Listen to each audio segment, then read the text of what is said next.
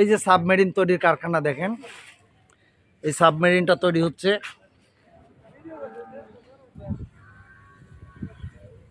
Submarine তৈরি হচ্ছে দেখেন, ড্যামরার সাবমেরিন তৈরির কারখানা।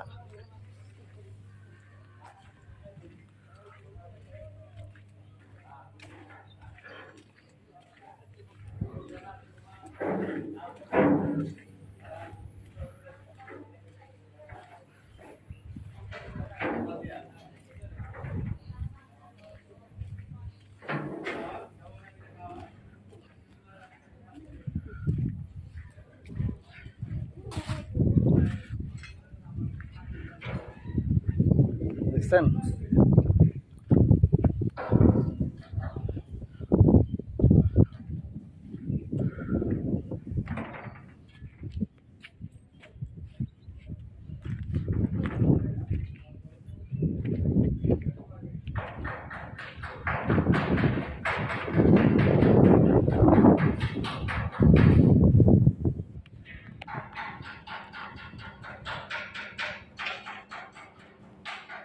এখানে প্রপেলারটা থাকবে।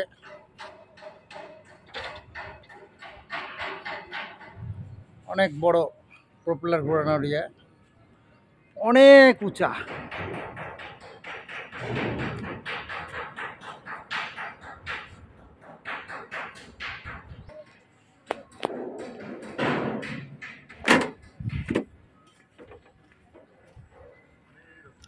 কাজ শেষ করছে তারা।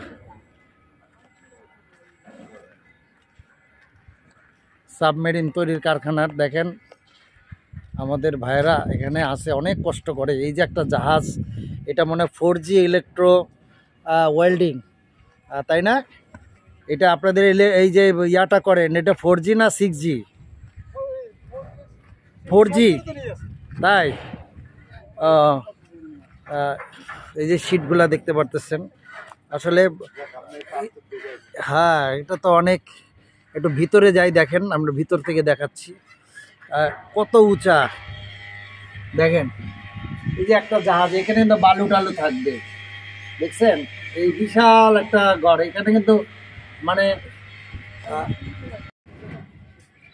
আবার নামেন নামেন, ওঠে নেই, ওঠেন না। ভিতরে একটু আপনাদেরকে দেখানোর জন্য নিয়ে যাচ্ছি। দেখেন ভিতরটা কি অবস্থা। এই যে দেখেন,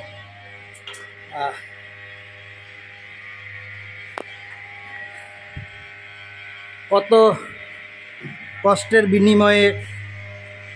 এই যে দেখেন, এগুলা কিন্তু অনেক, এখানে আরো কাজ আছে, প্লেট হবে। হ্যাঁ দেখেন কত উঁচা, এটা দোতলার সমান উঁচা। হ্যাঁ, নিচ থেকে দোতলার উপরে আবার নিচে আছে। এই 4G ওয়েল্ডিং হয় এখানে। দেখেন এইটা, এইখানে বালু টালু থাকবে, মানে এটা কিন্তু বিশাল বড় একটা, মানে এখানে আসলে ভয়ও লাগতেছে। কোথায় কারেন্টের তার আছে কি আছে জানি না। মেশিন চালু অবস্থায় আছে ভিতরে। ওই যে নিচে ইঞ্জিন রুমটা দেখা যাচ্ছে, আর দেখুন ইঞ্জিন রুমটা দেখা যাচ্ছে।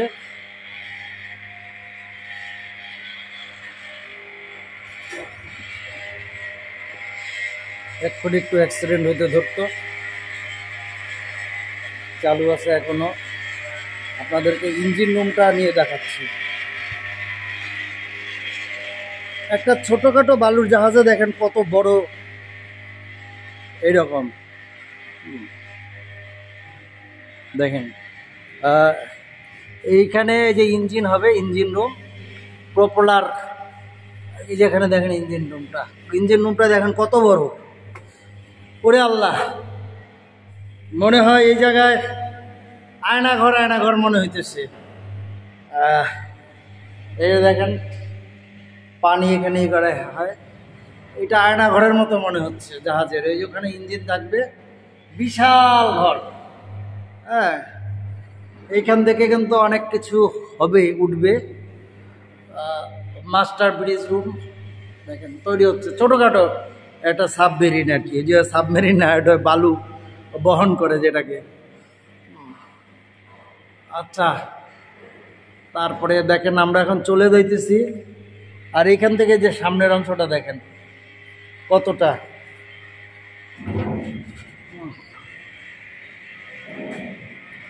সামনের অংশটা দেখেন, এই জায়গাটা বালু থাকবে, আবার ওই সামনে ওর ওখানে কিন্তু আরেকটা পার্ট থাকবে, ওখানে উঠা সহজে যায় না, তারপরেও অনেক ব্যাপার আছে। এইখান দিয়ে আবার সিটগুলো হয়ে যাবে একটা। আমার মনে হয় এই জাহাজটা বানাইতে 5 কোটি টাকার নিচে না, 5 কোটি টাকার নিচে না, আমার মনে হয় আরও বেশি হবে।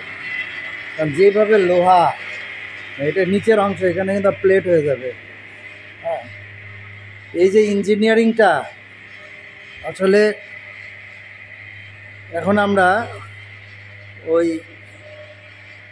দেখেন এখানে কীরকমভাবে ওয়েল্ডিং করছে।